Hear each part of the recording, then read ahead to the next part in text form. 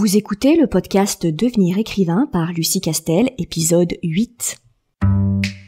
Bienvenue sur Devenir écrivain, le podcast pour démarrer et réussir votre carrière d'écrivain. Et maintenant, retrouvez votre animatrice Lucie Castel, autrice publiée à l'international, formatrice et conférencière. Bonjour, je suis ravie de vous retrouver aujourd'hui pour un podcast qui se propose d'aborder la difficile question des corrections de votre roman. L'enjeu est loin d'être négligeable parce que si votre éditeur va effectuer un travail de correction, tant sur le fond que sur la forme de vos écrits, la question se pose quand vous n'avez pas encore d'éditeur ou que vous souhaitez en changer ou que vous voulez vous lancer dans l'auto-édition. En outre, même dans le cas où vous avez un éditeur qui donc procède à la correction de votre manuscrit, il risque de finir par se lasser si vous lui rendez un manuscrit criblé de fautes, d'autant plus que la correction éditoriale se rémunère. Par faute, il faut entendre les fautes d'orthographe, mais pas que. Il s'agit aussi des répétitions, des maladresses de langage, des tournures syntaxiques limites, voire fausses, des problèmes de concordance de temps ou encore de cohérence générale.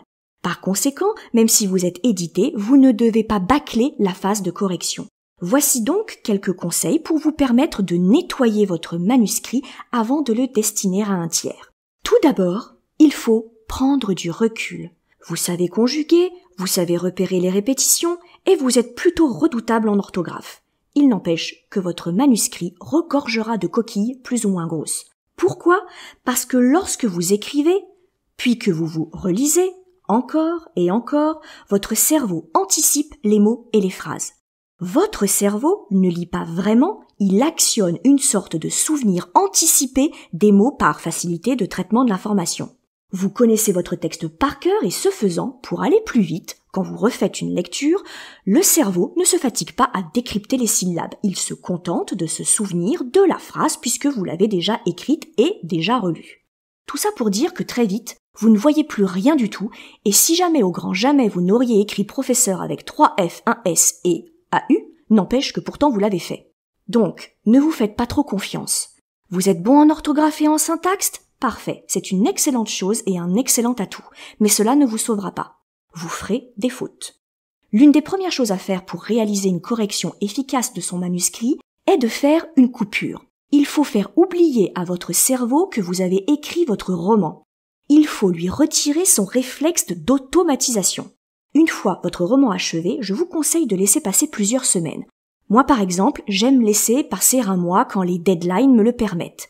Puis, vous reprenez votre manuscrit. Je vous garantis que vous allez halluciner de voir les fautes que vous avez faites et qu'en temps normal, vous n'auriez jamais faites. Ensuite, autre étape, ce sont les logiciels d'aide à la correction.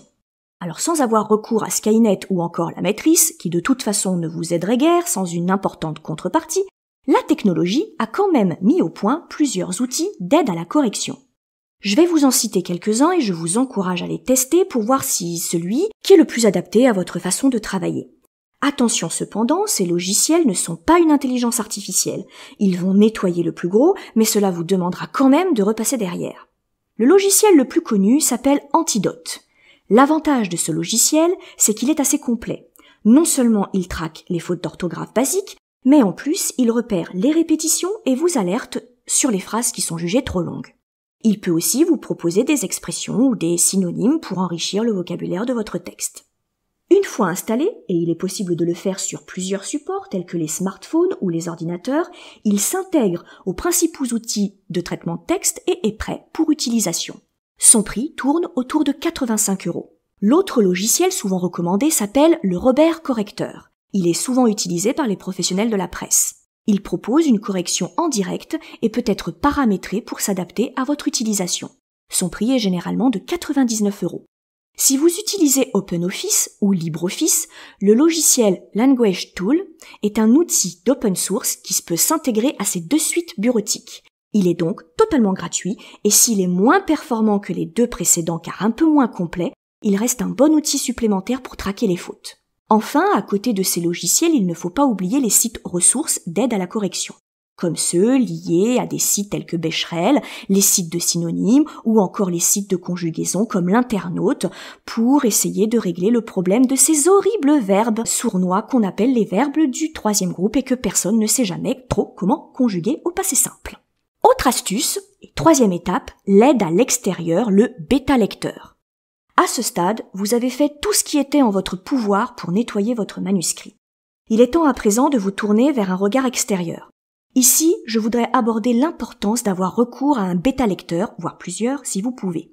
Il s'agit d'une personne ressource de votre entourage absolument essentielle. Le bêta-lecteur est l'œil neuf, extérieur, et non pollué par des mois de travail qui va apporter un point de vue bien plus objectif que le vôtre. Bien sûr, pour que le bêta-lecteur puisse vous apporter une aide efficace, il faut qu'il dispose de quelques qualités qu'il vous faudra vérifier.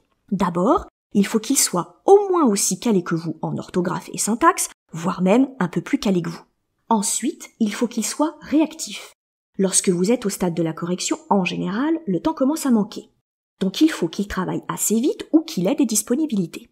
Enfin, il faut qu'il soit altruiste et bienveillant. C'est très important car normalement le bêta-lecteur, comme son nom l'indique, est le premier de vos lecteurs. Donc il faut qu'il fasse preuve de la plus grande objectivité et du plus grand tact pour ne pas pulvériser votre ego et faire que jamais plus vous n'écrirez et que jamais vous ne donnerez votre manuscrit à un professionnel. Enfin, j'ai dit qu'il fallait qu'il soit altruiste parce que normalement le bêta-lecteur ne se rémunère pas. Là encore, tout est affaire personnelle, vous pouvez mettre en place le contrat que vous voulez et la compensation que vous voulez. Assurez-vous que votre bêta-lecteur lise le genre dans lequel vous écrivez, cela rend son œil plus pointu. Ensuite, le fameux correcteur professionnel.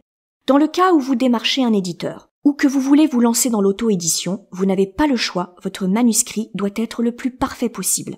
Dans ce cas, je vous encourage à vous tourner vers des correcteurs professionnels freelance, dont c'est le métier de passer votre manuscrit au fil de leur rasoir éditorial. La différence avec un bêta-lecteur se trouve dans la professionnalisation, donc le savoir-faire.